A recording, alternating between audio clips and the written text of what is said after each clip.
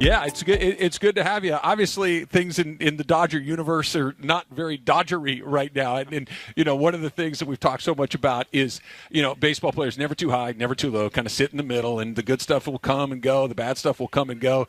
How hard is it when it's been mostly not good stuff over the last couple of weeks? Yeah, it's not been a fun few weeks. Yeah. That's for sure.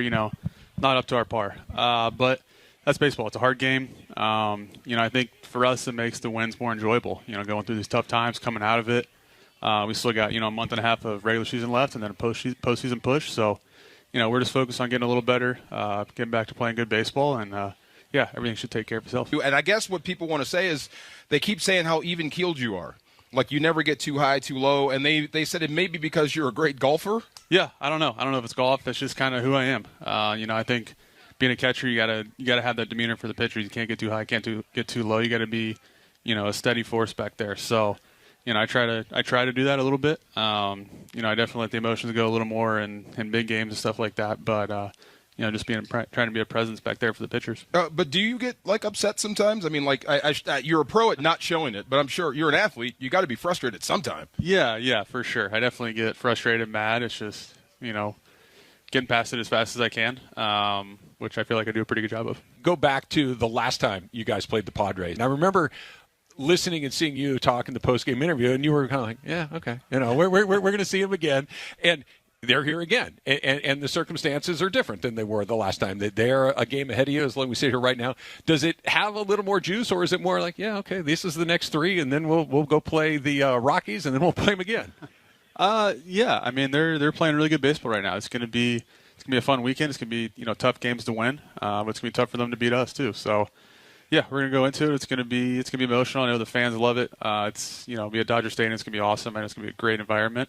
It'll be a fun game. So hopefully play good baseball. How do you guys keep your head when all about you are losing theirs? I mean, it's great. What I'm saying? It's weird, right? I mean, baseball players they stay centered. You got to play every single day. But I mean, us on the outside, we live and die with this.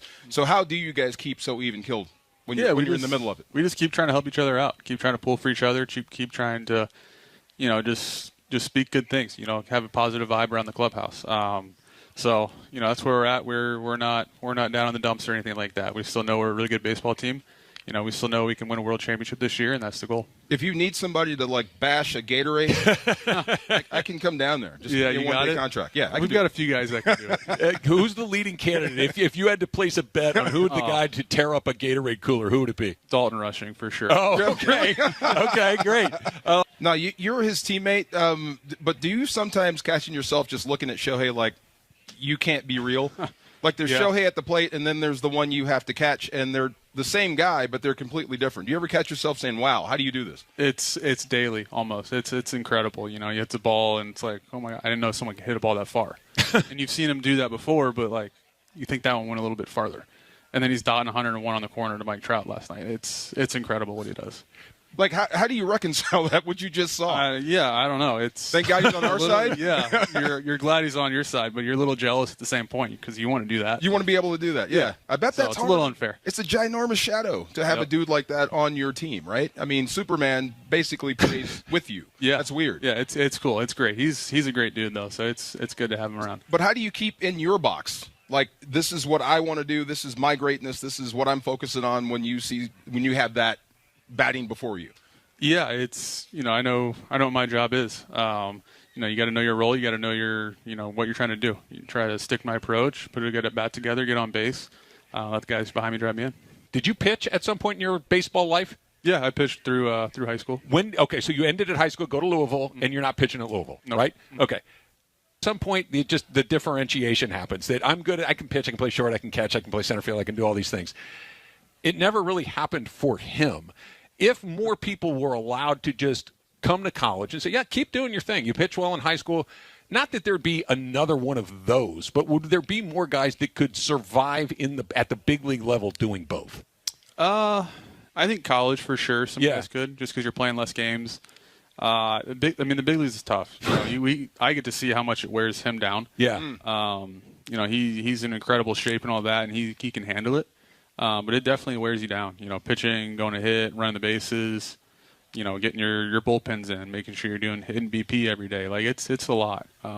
It's a lot just being a hitter, just being a pitcher. So I think I know what you're going to say, Will, that the team is the number one priority, that winning another World Series would be your third World Series is the number one priority, and I certainly understand that.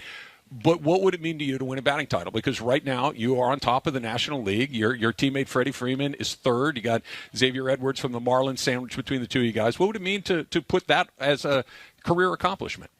Yeah, that'd be really cool. Obviously, it's a full season of not slumping and hitting really well. So, yeah, that'd be really cool. Definitely kind of on the back burner of my mind right now, I guess. But, yeah, we're just trying to get back to playing good baseball. Win the division first. That's the first goal. And then, win a World Series.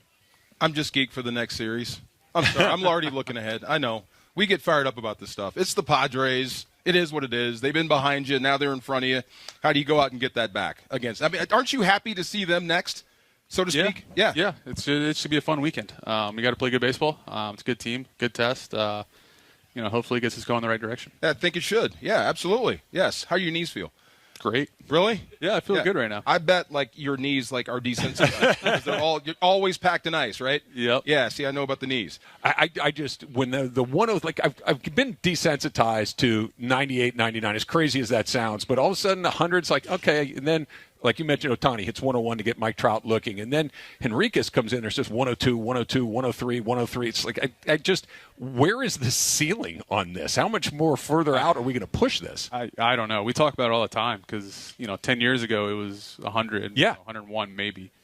I don't know how hard guys are going to go. I don't know what the body can do. Have you faced Mason Miller or Chapman or one of those guys that's 04, 05? Mm-hmm. Yeah, it gets on you for sure. I bet it does. Yeah, I would imagine it's on you. Is it just hunting fastballs and just trying to be on time? Is there anything else you can do as far as approach goes? Not much. You got to be load early, swing early. Hopefully make some mistakes. So yeah. When do you know when you have one? When do you know? Like when you last night lean into one? Yeah. When do you know you have that? Yeah. The feeling of it. I don't know. You see it, you just know for sure. It just feels good off the bat. There's not much to it. You feel when you hit, you don't even have to look. You know by the sound and how it felt, this thing's going out. Oh, yeah. Yeah. Okay. What's proper etiquette after you do that? I don't know. Some guys bat flip and stuff. I just kind of put my head down and run, and yeah. I mean, why not bat flip sometimes, though? I have in the past, for sure. Some bigger moments and stuff, yeah. I was going to say, what brings a bat flip out of you? It has to be the moment, or could it be the guy? Yeah, big moment, playoffs, or just depends. I don't know. Padres series coming up? Yeah, maybe. A pretty good time for one. That's for sure. ご視聴ありがとうございました。チャンネル登録と高評価よろしくお願いします。